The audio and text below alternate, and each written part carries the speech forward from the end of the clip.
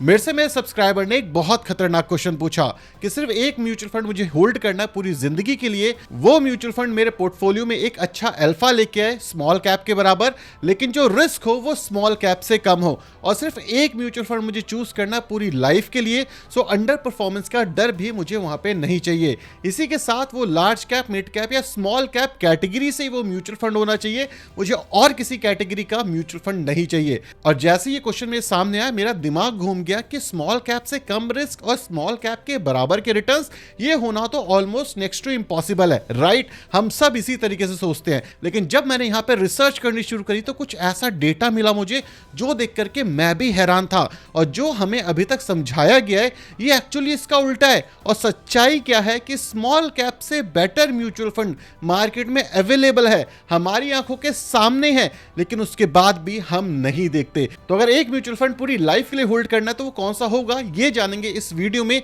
Please अभी subscribe मत करना, पहले रिसर्च देखो, उसके बाद पसंद आए तो सब्सक्राइब और लाइक दोनों करके जाना। शुरू करते हैं वीडियो। तो सबसे पहले जानते हैं ये दिमाग घुमाने वाला क्वेश्चन आया क्यों, और इससे एक्चुअली दिमाग घुमा क्यों। अभी तक अगर हम म्यूचुअल फंड को चूज करने जाते हैं तो हमारे दिमाग में क्या है, हम कैसे सोचते हैं? हम सोचते हैं कि अगर लार्ज कैप है तो लो रिस्क होगा और लो रिटर्न्स होंगे, रिलेटिवली लो रिस्क होगा, क्योंकि इक्विटी में बाय डिफॉल्ट रिस्क होता है, तो लार्ज कैप में कम रिस्क होता है। मिड कैप में मीडियम रिस्क और मीडियम रिटर्न्स होते हैं, और स्मॉल कैप के म्यूचुअल फंड्स में हाई रिस्क और हाई रिटर्न होते हैं। और हम सब जब अपना पोर्टफोलियो डिजाइन करते हैं तो इसी चीज को दिमाग में रख के करते हैं, लेकिन एक्चुअली ये सच नहीं है। सच क्या है अब जानते हैं, और इस म्यूचुअल फंड्स के अंदर अपने पोर्टफोलियो की ग्रोथ और कैसे एनहांस करेंगे ये भी बताऊंगा, तो पूरी वीडियो देखते रहना। तो सबसे पहले समझते हैं रिस्क कि हमारा बाजार सबसे ज्यादा कब गिरा है लास्ट 20 साल में।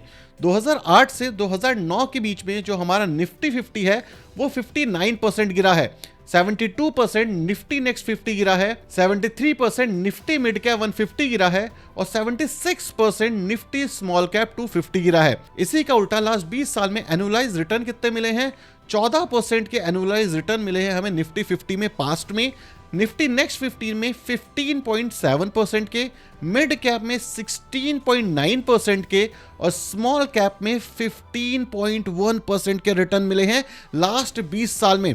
जब मैंने ये डेटा देखा तो मेरा दिमाग घूमा, एक्चुअली 20 साल में मिड कैप ने स्मॉल कैप को बीट किया है, क्या ये सच है? अब जब ये चीज समझ आई तो मेरा दिमाग और घूमा कि एक्चुअली क्या मिड कैप बेटर है स्मॉल कैप से।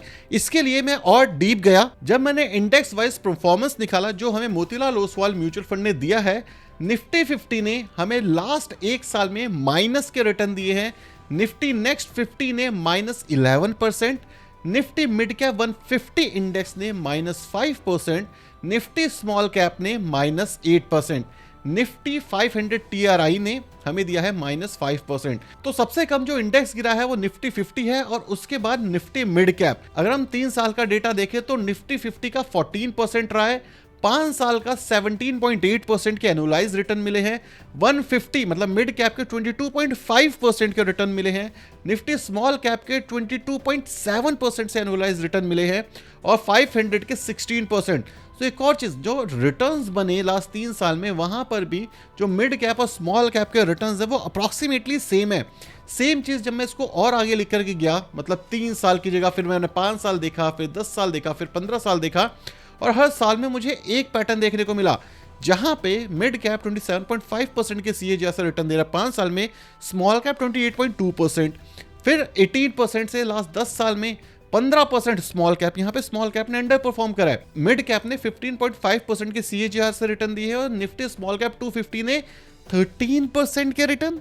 आज तक हमें क्या सिखाया गया है? हाई रिस्क मतलब हाई रिवॉर्ड, लेकिन यहां पे हो क्या रहा है? हाई रिस्क पर लो रिवॉर्ड।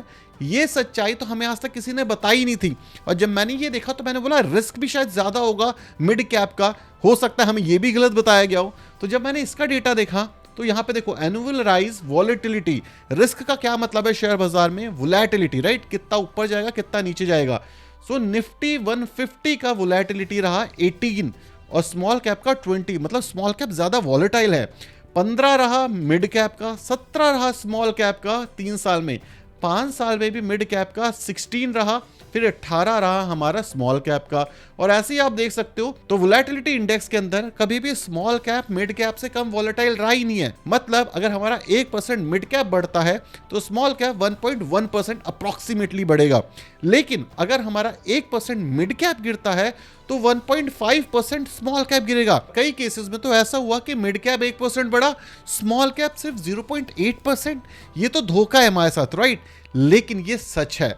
यहां पे मैंने आपको पूरा डेटा दिखाया लास्ट 20 साल का, तो इसका मतलब हाई रिस्क मतलब हाई रिवॉर्ड नहीं होता। अब वो कौन से म्यूचुअल फंड या ईटीएफ होंगे जहां हमें इन्वेस्ट करना चाहिए, ये भी मैं डिस्कस करूंगा आगे। लेकिन एक क्वेश्चन निकल के आता है, क्या मैं ये कह रहा हूं कि mid cap mutual fund better है स्मॉल कैप म्यूचुअल फंड से?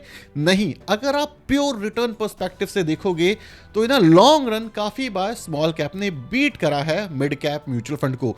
लेकिन अगर आप यहां पे रिस्क को एडजस्ट करके रिटर्न्स देखोगे कि कितनी वोलेटिलिटी आप झेल रहे हो उस रिटर्न के लिए, तो काफी सुपीरियर ग्रोथ हमें मिड कैप के म्यूचुअल फंड्स में देखने को मिलती है। तो इसका मतलब ये है रिस्क एडजस्टेड रिटर्न में मिड कैप कैटेगरी बाकी सारी कैटेगरी से सुपीरियर है। सेकंड पॉइंट क्वेश्चन का ये था कि कोई म्यूचुअल फंड पूरी लाइफ के लिए चूज करना है, तो उसका आंसर है मेरे हिसाब से मिड कैप का म्यूचुअल फंड। लेकिन वो कौन से म्यूचुअल फंड हो सकते हैं जो हम पूरी लाइफ के लिए होल्ड कर सकते हैं और हमें ज्यादा दिक्कत भी ना हो? वो इजी आंसर है, वो ये है कि हम कोई भी मिड कैप म्यूचुअल फंड का ईटीएफ चूज कर सकते हैं या म्यूचुअल फंड चूज कर सकते हैं। ईटीएफ चूज करने के फायदे ये हैं कि रियल टाइम में बाय और सेल कर सकते हैं। जो एक ग्रे एरिया रहता है म्यूचुअल फंड में कि यार मेरा पैसा तो बड़ा, मार्केट तो बड़ी, लेकिन मेरे म्यूचुअल फंड में रिटर्न्स नहीं दिखे, वो चीज ईटीएफ में खत्म हो जाती है क्योंकि लाइव डेटा होता है। तो ये क्वेश्चन ही खत्म हो जाता है। तो इस केस में ये सारे इंडेक्स म्यूचुअल फंड है। मैं आपको नहीं बताने वाला कौन सा अच्छा है कौन सा बुरा है, कोई भी ले सकते हो। अब यहाँ पे इंडेक्स म्यूचुअल फंड हमने क्यों चूज करे? सबसे पहला रीजन, ईटीएफ चूज करने के पीछे जो ट्रेडिंग वॉल्यूम है वो देखो कितना ज्यादा है। तो ट्रेडिंग वॉल्यूम के लेवल पे ऐसी कोई दिक्कत नहीं है, एग्जिट लोड यहाँ पे इतना ज्यादा लग भी नहीं रहा। दूसरी चीज, अगर आप देखोगे ट्रैकिंग एरर, इतने ज्यादा कोई ट्रैकिंग एरर भी नहीं है, तो ऐसा भी कोई इशू नहीं है। एक्सपेंस रेशियो भी इतना कुछ ज्यादा नहीं है। तो इसका मतलब ये है अगर आप actively manage mutual fund choose करोगे तो एक्सपेंस रेशियो ज्यादा है, मतलब जो रिटर्न्स है वो ऑटोमेटिकली कम हो जाएंगे।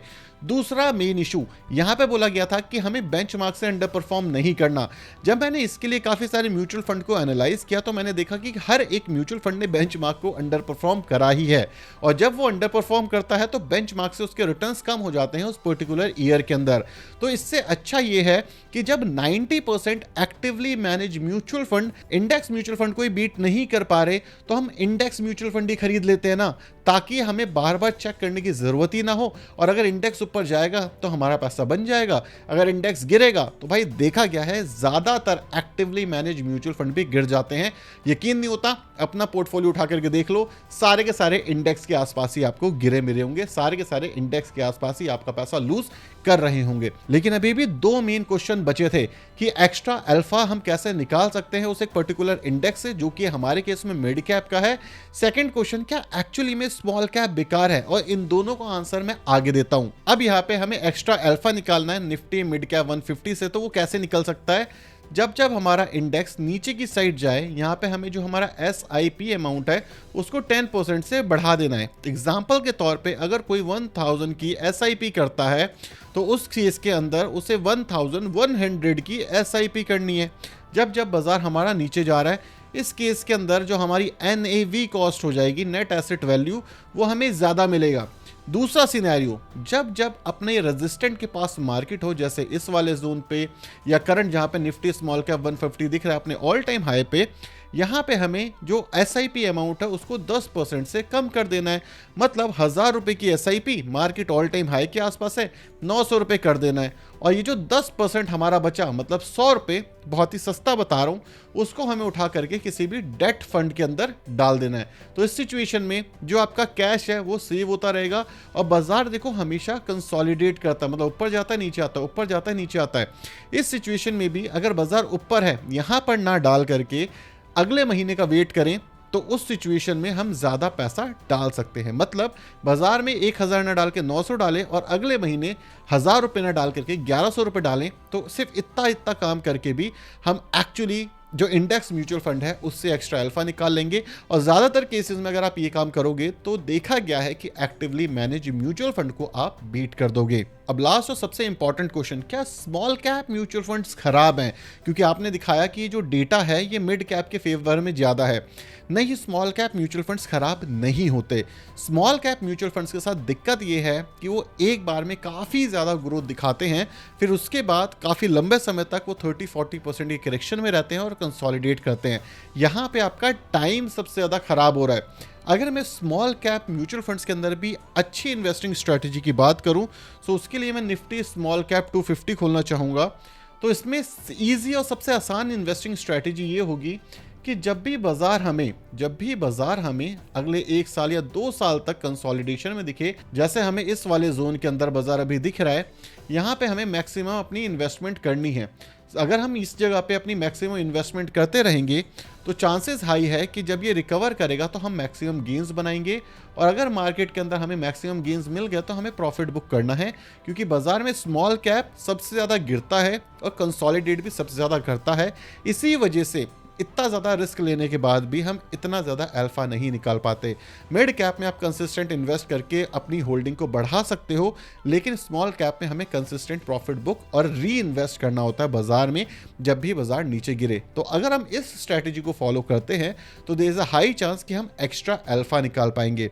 क्या ये कोई गारंटी प्लान है कि भाई ऐसा ही मार्केट चलेगा? नहीं, क्योंकि जो पास्ट परफॉर्मेंस होती है ये फ्यूचर की परफॉर्मेंस को गारंटी नहीं करती। तो हो सकता है कुछ टाइम के लिए मिड कैप अच्छा करे और कुछ टाइम के लिए स्मॉल कैप अच्छा करे, लेकिन 20 साल का डेटा हमें ये बताता है कि मिड कैप ने लास्ट 20 साल में स्मॉल कैप के आसपास की ही ग्रोथ दिखाई है और रिस्क भी कम लिया है। अगर आपको ये वीडियो पसंद आई, इंफॉर्मेटिव लगी, नया कुछ सीखने को मिला, तो चैनल को सब्सक्राइब कर देना। ये सिर्फ और सिर्फ डेटा बैक एनालिसिस थी, कोई बाइंग और सेलिंग रिकमेंडेशन नहीं है। हर म्यूचुअल फंड का एक अपने आप में वैल्यू होती है। स्मॉल कैप ग्रोथ के लिए आता है, मिड कैप ग्रोथ प्लस कम वॉलेटिलिटी के लिए आता है और लार्ज कैप सेफ्टी के लिए आता है। तो इसीलिए पोर्टफोलियो डिजाइन करो, कभी भी एक म्यूचुअल फंड की साइड मत जाओ। सो अगर मुझे सिर्फ एक म्यूचुअल फंड चूज करना होता तो वो मिड कैप होता और उसके पीछे का डेटा मैंने आपको बता दिया है।